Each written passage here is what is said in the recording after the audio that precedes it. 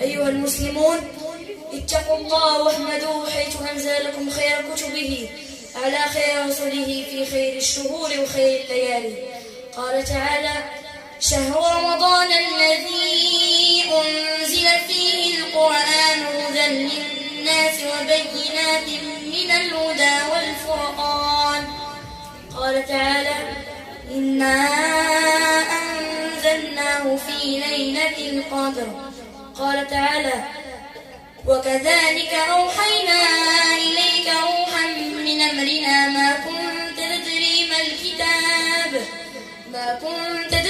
ما الكتاب ولا الإيمان ولكن جعلناه نورا نهدي به من نشاء من عبادنا وإنك لتهدي إلى صراط مستقيم.